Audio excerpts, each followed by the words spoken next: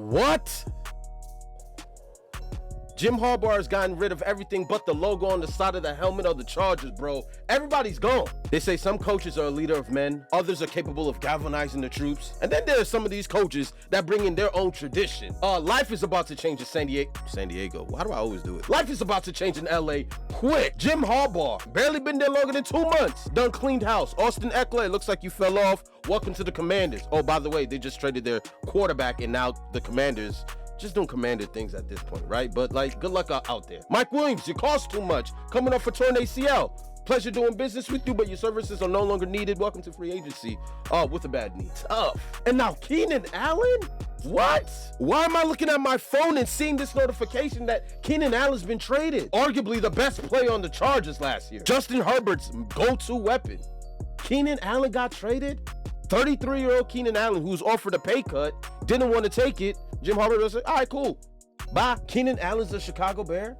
And we're going to get into all the moves that the Chicago Bears are doing, by the way, because Chicago Bears are looking at the fact that the Vikings don't have Kirk Cousins, and they're seeing this as a window of opportunity to load up. They're stacked. All they need is a quarterback, because I don't think Justin Fields is going to be there next year. I don't think you do neither. But what is going on in Los Angeles, bro? Why is Keenan Allen not a Charger? Jim Harbaugh, you better know what you're doing. You better know what you're doing, bro. And he's missed some time. I think that's why, you kind of get to this day here. But I counting about $30 million against the salary cap. Releasing wide receiver Mike Williams coming off an ACL. So the LA Chargers were in a very difficult situation this offseason. They've made some remarkable moves, don't get me wrong. They also suffered some losses that are very tough for some fans. The whole offense. And there may be some more on the way. And on top of this, they may have potentially helped their biggest division rival. So before we get to the content, make sure you drop like, subscribe, and turn on our notifications to help the channel grow. Now that we get all that out of the way, everybody. I've always been a huge fan of how aggressive the LA Chargers have been to build around Justin Herbert, whether it was always making sure that he had an all-world wide receiving core, which yes, I know the drafting of Quentin Johnson wasn't really the greatest pick, but the intention of selecting a wide receiver in the first round implies that they were dedicated to making sure that Justin Herbert had all the weapons he needed. But in the summer of 2022, they really went all in. They signed JC Jackson to a huge contract, which flopped, but they traded for Khalil Mack, which hold on, what? JC Jackson to a Chargers GM Tom Telesco reportedly apologized to DBs for signing JC Jackson to 82. What?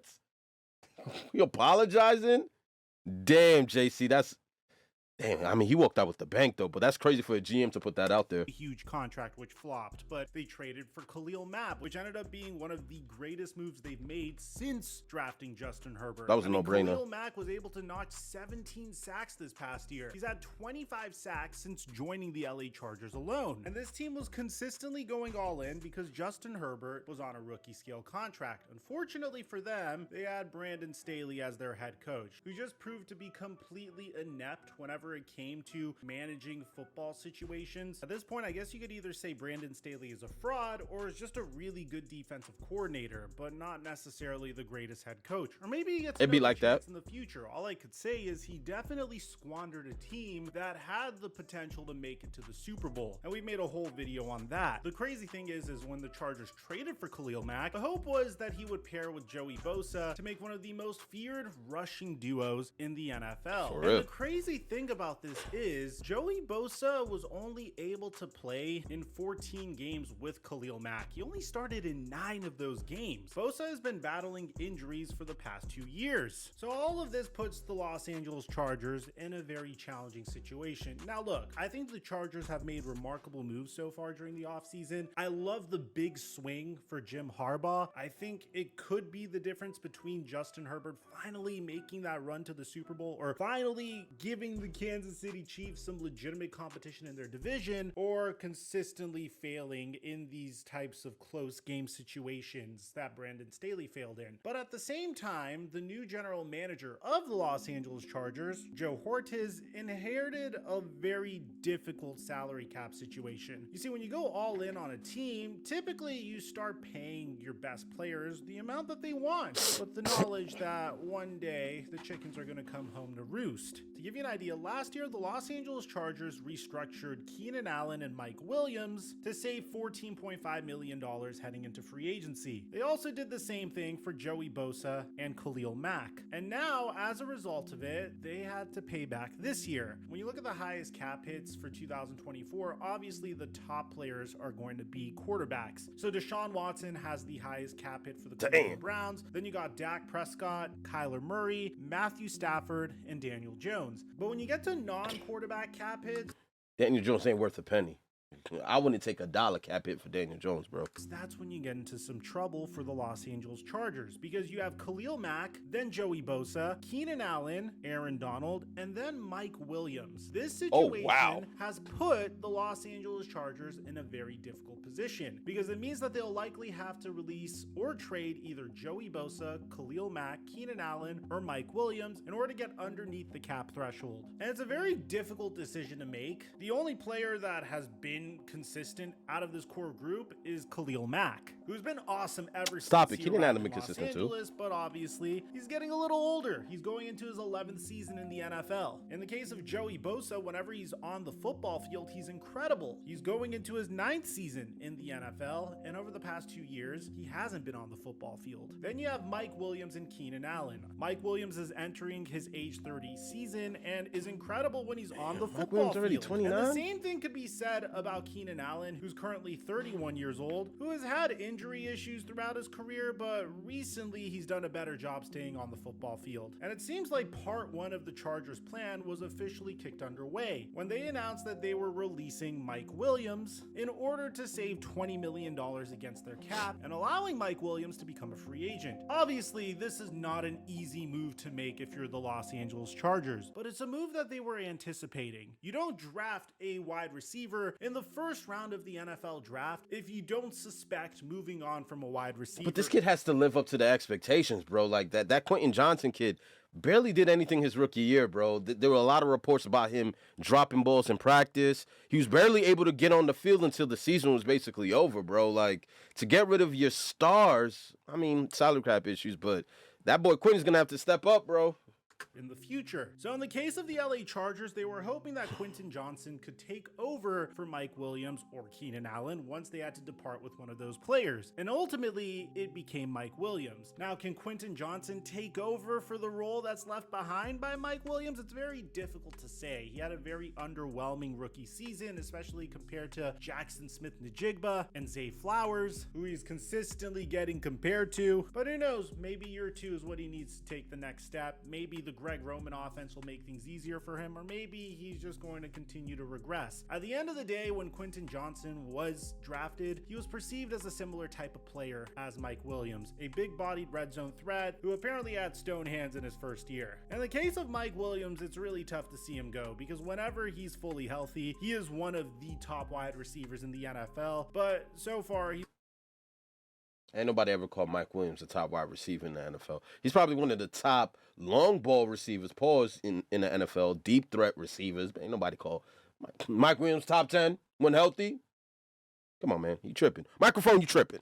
He's only had 2 seasons where he's played in all of his games. He's had 2 seasons where he's had over 1,000 yards receiving. His breakout season came in 2021, and it's going to get a lot scarier for Mike Williams. I'll get to that in just a sec. Now, in addition to this, they did him dirty. Pro Bowl defensive end and former NFL Defensive Player of the Year Khalil Mack is going to stay a Los Angeles Charger this season and free up salary cap space for the team by agreeing to restructure his deal per sources. So Mike Williams leaves and Khalil Mack stays. Now, what about Joey Bosa? That's where it gets pretty tricky. You see, by officially releasing Mike Williams today, the Chargers are now cap compliant, so they don't need to make any other moves. So eventually we would find out the fate of Khalil Mack, Joey Bosa, Mike Williams, and Keenan Allen. The LA Chargers would announce shortly after cutting Mike Williams that they agreed to restructures with Khalil Mack and Joey Bosa, allowing them to keep their elite pass rushers on the team. My original AKA, if y'all don't take this pay cut, you're gone. Huh? We sending you to Arizona. Like, you know what I mean? Let's keep it a beam, bro. Nobody want to take no pay cut. No athlete in the league wakes up saying, you know what?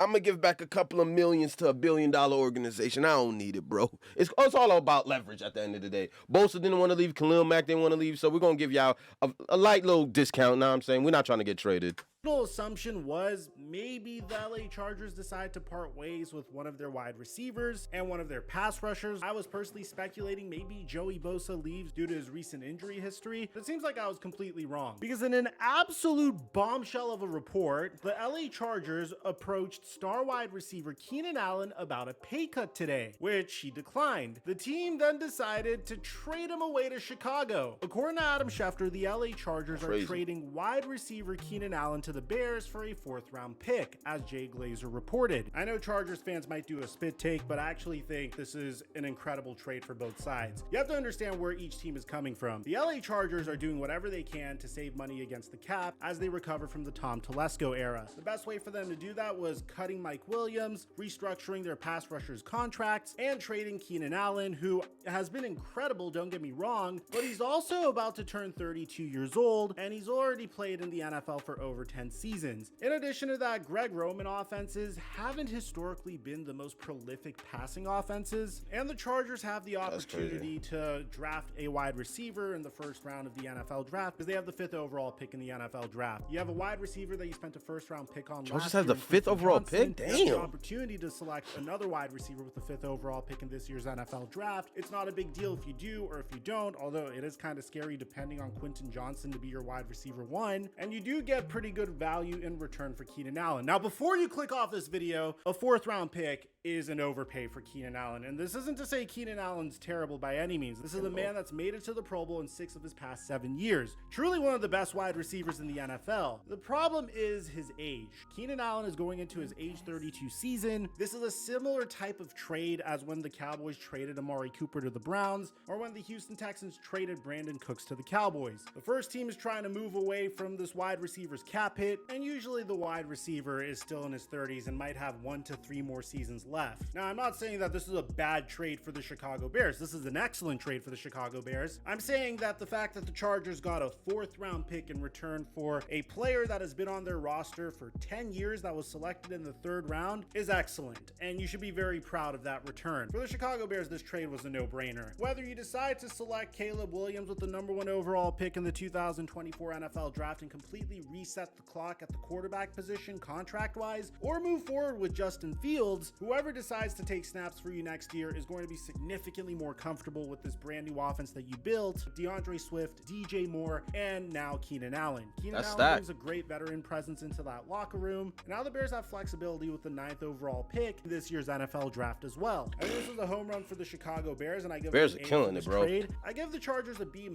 not because it was a bad move, but mainly because they get weaker as a result of this trade. And if the gamble pays off and Quentin Johnson and whoever they select with the 5th overall pick overachieve, then you get cheaper receiving for the next 4 to 5 years. So it might even be worth it. Let me know in the comment section down below what you guys think about this trade. Aside from that, I'm your boy Mike, and I'm dropping our mic until our next upload. It's crazy too, because the Chargers and the Bears have promising futures. Like, what the Bears are trying to construct right now is crazy. Like he pointed out, DJ Moore, Swift, Keenan Allen.